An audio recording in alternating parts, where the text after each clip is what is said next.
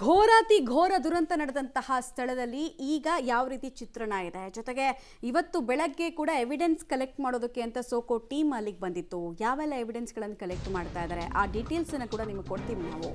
ಹಾಸನದಲ್ಲಿ ಗಣೇಶೋತ್ಸವದ ಸಂದರ್ಭದಲ್ಲಿ 9 ಜನ ಮುಗ್ಧ ಜೀವಗಳು ಬಲಿಯಾಗಿರೋದು. ಮೊಸಳೆ ಹೊಸಳ್ಳಿ ಗ್ರಾಮದಲ್ಲಿ ದುರಂತ ನಡೆದು ಹೋಗಿದೆ.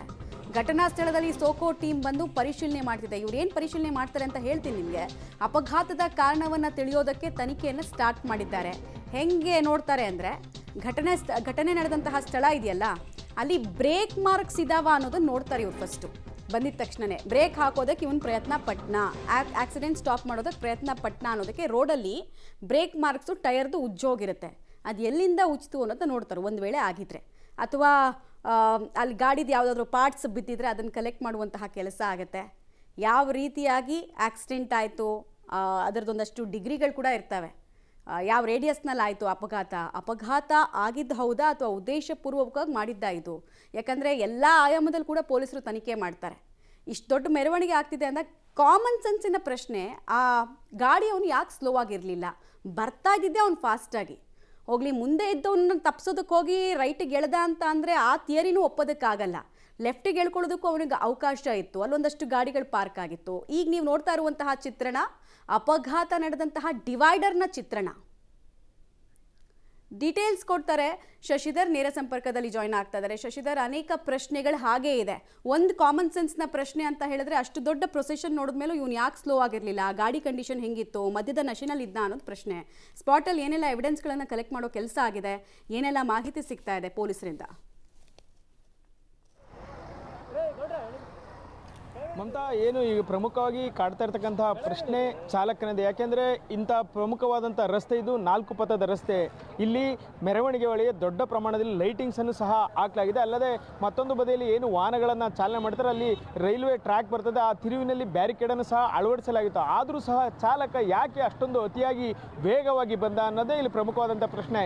ಆತ ಮಂಪರಿನಲ್ಲಿದ್ದನೋ ಅಥವಾ ಮದ್ಯವನ್ನು ಸೇವಿಸಿದ್ನೋ ಅಥವಾ ಗಾಡಿ ಏನಾದರೂ ಬ್ರೇಕ್ ಫೇಲ್ ಆಗಿತ್ತೋ, ಇವೆಲ್ಲವೂ ಸಹ ಸಾಕಷ್ಟು ಪ್ರಶ್ನೆಗಳು ಈಗ ಹುಟ್ಕೊಂಡಿವೆ. ಯಾಕೆಂದರೆ ಚಾಲಕನ ಅಜಾಗರೂಕತೆಯಿಂದಾಗಿ ಇದೀಗ 9 ಅಮಾಯಕ ಜೀವಗಳು ಬಲಿಯಾಗಿದೆ. ನೀವು ದೃಶ್ಯದಲ್ಲಿ ಗಮನಿಸೋದು, ಈಗ ಸ್ಥಳದಲ್ಲಿ ಸಾಕಷ್ಟು ಜನರು ಜಮಾಯಿಸಿದರೆ ಇದು ಘಟನೆ ನಡೆದಂಥ ಸ್ಥಳ. ಆದರೆ ಈ ಘಟನೆ ನಡೆದಂಥ ಸ್ಥಳದಲ್ಲಿ ಮಧ್ಯದಲ್ಲಿ ಡಿವೈಡರ್ ಇದೆ.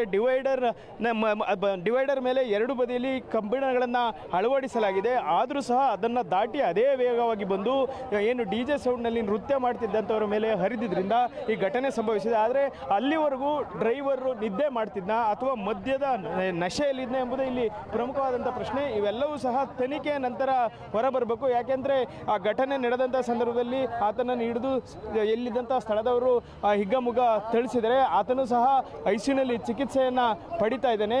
ಹಾಗಾಗಿ ಆತ ಗುಣಮುಖನಾದ ನಂತರ ಏನು ಈ ಘಟನೆಗೆ ಪ್ರಮುಖವಾದಂಥ ಕಾರಣ ಗೊತ್ತಾಗುತ್ತೆ. ಮತ್ತೊಂದೆಡೆ ವಾಹನವನ್ನು ಸಹ ಪರಿಶೀಲನೆ ನಡೆಸಬೇಕು.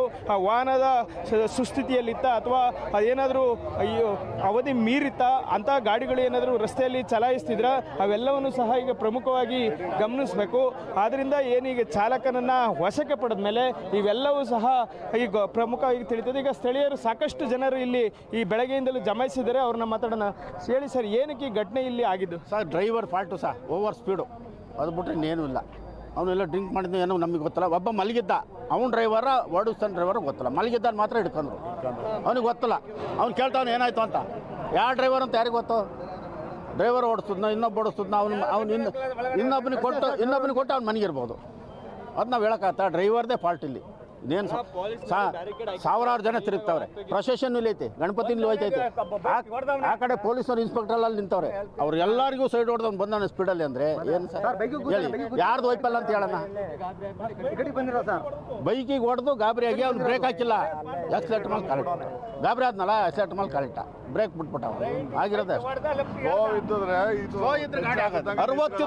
60 ಕಂಟ್ರೋಲ್ ಆಗೋದು. ಓವರ್ ಸ್ಪೀಡಲ್ಲ.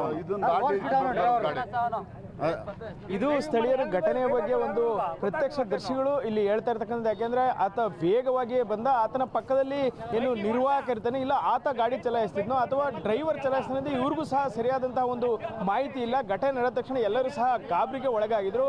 ಆ ನಂತರದಲ್ಲಿ ಅವರಿಬ್ಬರು ಸಹ ಕೆಳಗಿಳಿತಾರೆ, ಅವರನ್ನ ಹಿಡಿದು ಏನು ಅವರಿಗೆ ತಿಳಿಸಿ ಅವ್ರನ್ನ ಪೊಲೀಸರಿಗೆ ಒಪ್ಪಿಸಿದ್ದಾರೆ. ಆದರೆ ಇದಕ್ಕೆ ಪ್ರಮುಖವಾದ ಕಾರಣ ಏನು ಅನ್ನೋದು ಈಗ ಗೊತ್ತಾಗ್ತಿಲ್ಲ. ಇವ್ರು ಹೇಳುವ ಪ್ರಕಾರ ಆತ ಓವರ್ ಸ್ಪೀಡ್ನಲ್ಲಿ ಇದ್ದ, ಗಾಬರಿ ಯಾವಾಗ ಬೈಕಿಗೆ ಡಿಕ್ಕಿ ಹೊಡೆದ್ನ ಆಗ ಬ್ರೇಕ್ ಹಿಡಿಯುವುದು, ಎಸ್ಲೇಟರ್ ಮೇಲೆ ಕಾಲಿಟ್ಟ, ಹಾಗಾಗಿ ವೇಗವಾಗಿ ಗಾಡಿ ನುಗ್ಗಿ ಮೆರವಣಿಗೆ ಹೋಗ್ತಿದ್ದಂಥವರ ಮೇಲೆ ಹರಿದಿದೆ ಅಂತ ಇವ್ರು ಹೇಳ್ತಾರೆ. ಆದರೆ ಪೊಲೀಸರ ಮಾಹಿತಿಗಳ ಪ್ರಕಾರ ವಾಹನದಲ್ಲಿ ಬ್ರೇಕ್ ಸ್ವಲ್ಪ ಕಡಿಮೆ ಇತ್ತು ಅಂತ ಹೇಳ್ತಾರೆ. ಇನ್ನು ಕೆಲವರು ಆತ ಮದ್ಯವನ್ನು ಸೇವಿಸಿ ಏನು ನಿರ್ವಾಹಕನಿಗೆ ಟ್ರಕ್ಕನ್ನು ಚಲಾವಣೆ ಮಾಡಲಿಕ್ಕೆ ಕೊಟ್ಟಿದ್ದ, ಇದರಿಂದಾಗಿ ದುರಂತ ನಡೆದಿದೆ ಅಂತ ಹೇಳ್ತಾ ಇದ್ದಾರೆ. ಸ್ಥಳದಲ್ಲಿ ಒಂದು ರೀತಿ ಬಿಗುವಿನ ವಾತಾವರಣ ಇದ್ದು KSRP ತುಕಡಿಯನ್ನು ಸಹ ನಿಯೋಜಿಸಲಾಗಿದೆ. ಅಲ್ಲದೆ ಇದರ ತನಿಖೆ ಸಹ ಪ್ರಗತಿಯಲ್ಲಿದೆ. ಈಗಾಗಲೇ ಬೆಳಗ್ಗೆ ಸೋಕೋ ಟೀಮ್ ಏನಿದೆ ಅದು ಬಂದು ಎಲ್ಲಿ ಬ್ರೇಕ್ ಫೇಲ್ ಆಗಿದೆ ಅಥವಾ ಎಲ್ಲಿ ಟೈರ್ಗಳು ಉಜ್ಜಿದೆ, ಅಲ್ಲದೆ ಬ್ಲಡ್ ಸ್ಯಾಂಪಲ್ಸ್ ಇರ್ಬೋದು, ಎಲ್ಲವನ್ನು ಸಹ ಸಂಗ್ರಹಿಸಿಕೊಂಡು ಹೇಳಿದ್ದಾರೆ. ಮಮತಾ, ರೈಟ್.